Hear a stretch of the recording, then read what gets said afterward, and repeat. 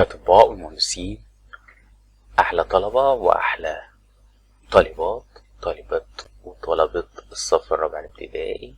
الجهاز التنفسي في الإنسان يحتاج الجسم للأكسجين، وبيستخلص الأكسجين من الهواء.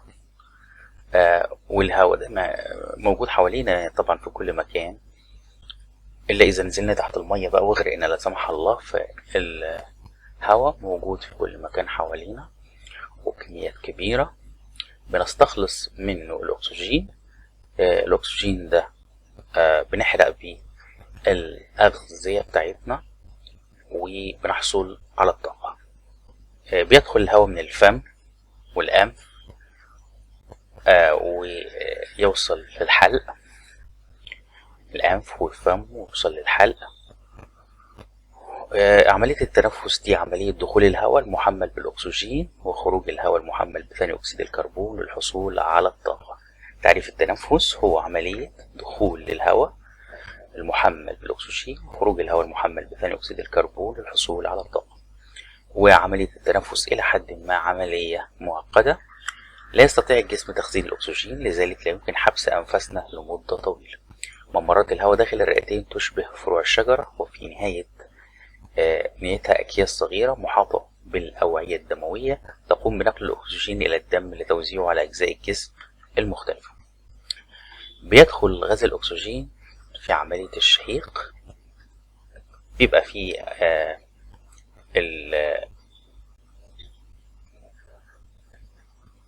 هنا الشعب الهوائية، هنا فيه شعبتين رئيسيتين، وبعدين بيتفرعوا لشعب صغيرة جدا بداخل الرئة. الشعب دي يتبادل فيها الغازات ما بين الدم والرئتين. الرئتين بياخدوا الأكسجين. ممرات الهواء بتشبه فروع الشجر، ده تشبيه.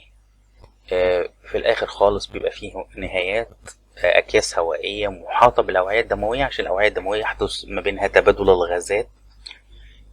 تاخد الأكسجين وتوديه للدم، وتاخد ثاني أكسيد الكربون وتوديه للدم، ويبقى فيه دم مؤكسج ودم غير مؤكسج.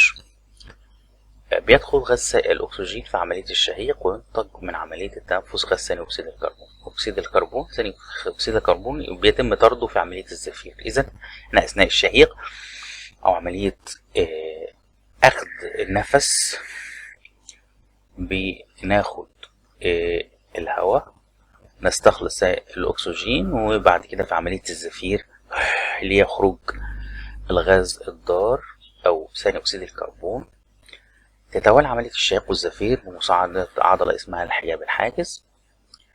الحجاب الحاجز ده هنا الموجود ده عبارة عن عضلة موجودة تحت الرئتين. كيف تحدث عملية التنفس ودور الحجاب الحاجز؟ في عملية الشهيق بينقبض الحجاب الحاجز. الحجاب الحاجز بينقبض يعني بيطلع لفوق ويهبط إلى أسفل في عملية الزفير. عملية الشهيق بيتسع القفص الصدري والرئتين وبيدخل الهواء. في شهيق، في زفير.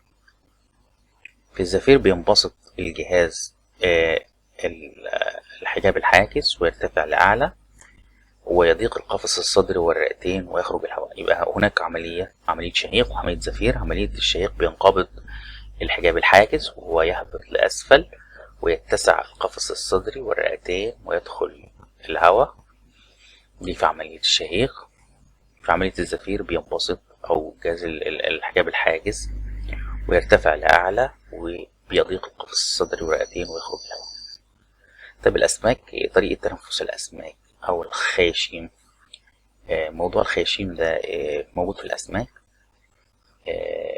بتستخدم الأسماك الخياشيم في استخلاص الأكسجين من المية وطرد ثاني أكسيد الكربون. توجد الخياشيم على جوانب رؤوس الأسماك وبتفتح وبتقفل.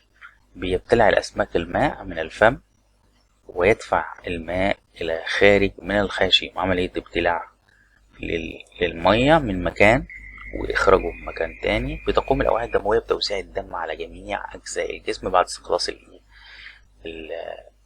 الأكسجين. الخياشيم هي تكيف تركيبي بيسمح للسمك بالعيش تحت المية. بيتشابه الجهاز التنفسي للإنسان والسمكة في دخول الأكسجين وخروج ثاني أكسيد الكربون. بيختلف الجهاز التنفسي للإنسان والسمكة في إن الإنسان بيتنفس بالرئتين والأسماك بالخياشيم. النظام البيئي. النظام البيئي عبارة عن مساحة تحتوي على كائنات حية وأشياء غير حية ترتبط معا للبقاء.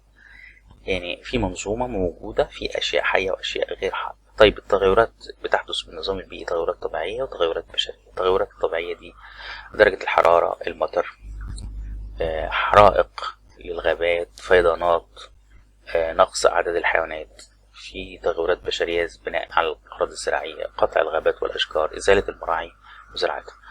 الآثار المترتبة على الأنشطة البشرية: في تلوث للهواء بسبب كثرة السيارات والمصانع. في عدد كبير جدا من السيارات بيخرج منها عوادم، فبتطلع العوادم دي وبتلوث الهواء. المصانع برضو لها مداخل وبتطلع عوادم. تلوث المياه والتربة بسبب إلقاء النفايات والمخلفات. المصنع بيبقى له نفايات وله مواد كيماوية بيرميها في الأنهار، بيرميها في البحار. بتهاجر الطيور من الحيوانات، الطيور من أماكنها إذا تلوثت المياه والهواء، لأنها بتموت، بتتسمم بشرب المياه والهواء الملوثين أو بتنفس الهواء الملوث وشرب الماء الملوث. الأدخنة بتؤدي لصعوبة تنفس الإنسان.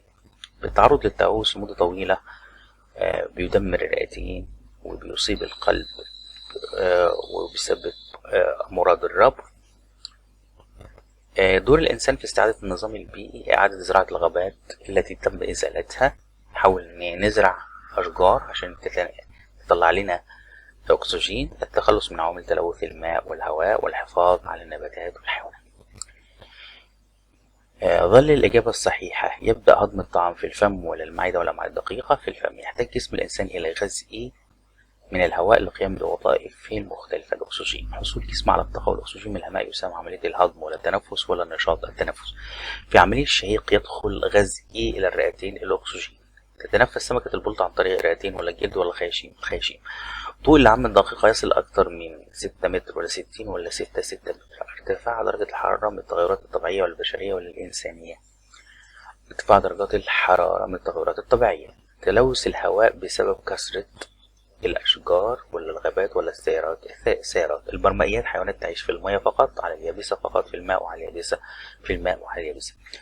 قطع أشجار الغابات من التغيرات الطبيعية والبشرية والضرورية البشرية. الخياشيم عند الأسماك تكيف تركيبي ولا سلوكي ولا تصرفي تركيبي؟